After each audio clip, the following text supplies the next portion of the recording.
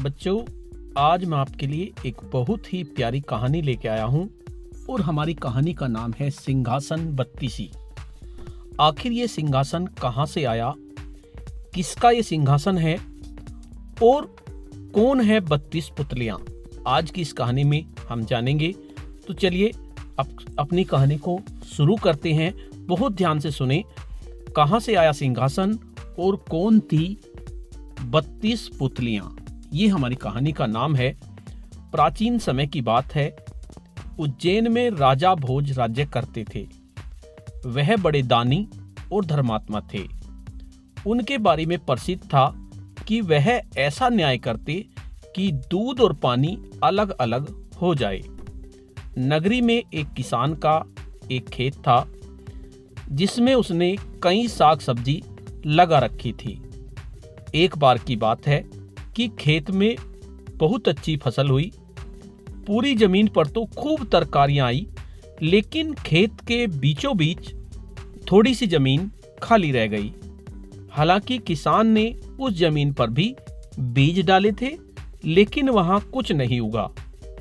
किसान ने वहां खेत की रखवाली के लिए एक मचान बना लिया। जब भी किसान मचान पर चढ़ता, अपने आप चिल्लाने लगता, कोई है, राजा भोज को पकड़ लाओ और सजा दो, मेरा राज्य उससे ले लो, जाओ जल्दी जाओ। सारी नगरी में यह बात आग की तरह फैल गई और राजा भोज के कानों में पहुंची। राजा ने कहा, मुझे उस खेत पर ले चलो, मैं सारी बातें अपनी आंखों से देखना और कानों से सुनना चाहता हूं।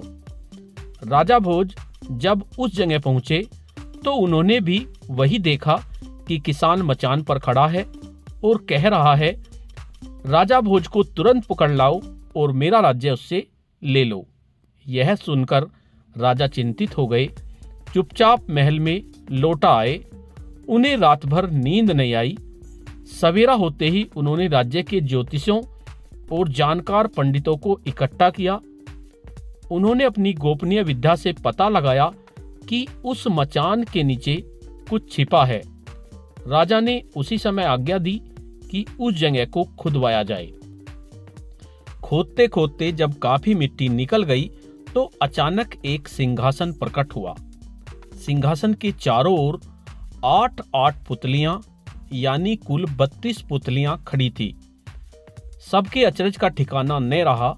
राजा को खबर मिली तो सिंहासन को बाहर निकालने को कहा, लेकिन कई मजदूरों के जोर लगाने पर भी वह सिंहासन टस से मस न हुआ। तब एक पंडित ने कहा कि यह सिंहासन देवताओं का बनाया हुआ है, अपनी जगह से तब तक नहीं हटेगा जब तक कि राजा स्वयं इसकी पूजा अर्चना न करें। राजा ने ऐसा ही किया। पूजा अर्चना करते ही सिंहासन ऐसे ऊपर उठ आया मानो फूलों का हो। राजा बड़े खुश हुए। सिंहासन में कई तरह के रत्न जड़े थे जिनकी चमक अनूठी थी। सिंहासन के चारों ओर 32 पुतलियां बनी थी। उनके हाथ में एक कमल का एक फूल था। राजा ने हुक्म दिया कि खजाने से रुपया लेकर सिंहासन दुरुस्त कराएं। सिंहासन सुंदर होने में 5 महीने लगे। अब सिंहासन दमक उठा था, जो भी देखता ही रह जाता। पुतलियां ऐसी लगती मानो अभी बोल उठेंगी। राजा ने पंडितों को बुलाया और कहा, आप लोग कोई अच्छा मुहूर्त निकालें, उस दिन मैं इस सिंहासन पर बैठूंगा। दिन तय किया गया। दूर दूर तक लोगों को निमंत्रण भेजे गए। तरह तरह के बाजे बजने लगे। महल में खुशियां मनाई जाने लगी। पूजा के बाद जैसे ही राजा ने अपना दाहिना पैर बढ़ाकर सिंहासन पर रखना चाहा कि सारी पुतलियां खिलखिलाकर हंस पड़ी। लोगों को बड़ा अचंभा हुआ कि यह बेजान पुतलियां कैसे हंस पड़ी। राजा ने अपना पैर खींच लिया और पुतलियों से पूछा, ओ सुंदर पुतलियों, सच सच बताओ, तुम क्यों हंसी? पहली पुतली का नाम था रत्न मंजरी। राजा की बात सुनकर वह बोली, राजन, आप बड़े तेजस्वी हैं, धनी हैं, बलवान हैं, लेकिन इन सब बातों का आपको घमंड भी है। जिस राजा का यह सिंहासन है वह दानी, वीर और धनी होते हुए भी विनम्र थे, परम दयालु थे। राजा बड़े नाराज हुए। पुत्री ने समझाया, महाराज यह सिंहासन परम प्रतापी और ज्ञानी राजा विक्रमादित्य का है। राजा बोले, मैं कैसे मानूं कि राजा विक्रमादित्य मुझसे ज्यादा गुणी और पराक्रमी थे।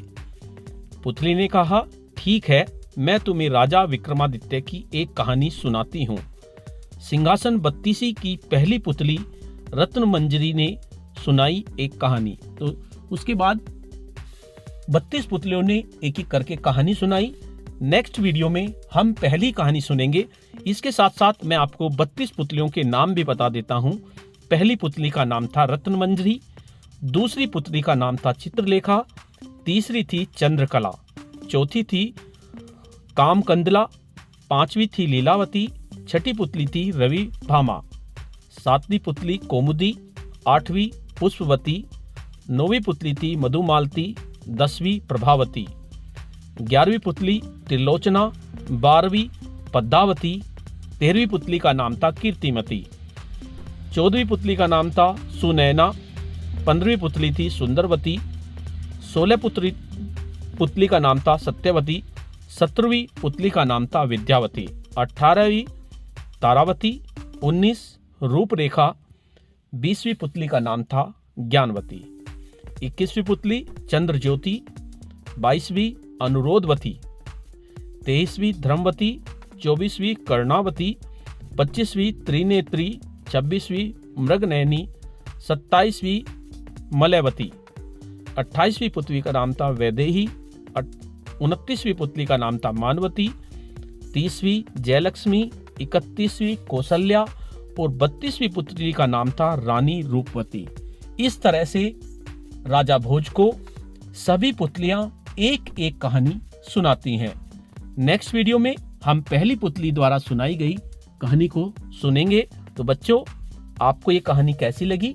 अगर आपको कहानी अच्छी लगी तो नेक्स्ट कहानी के लिए मेरे YouTube चैनल से जुड़ जाइए। आपको मैं नेक्स्ट कहानी सुनाऊंगा। धन्यवाद।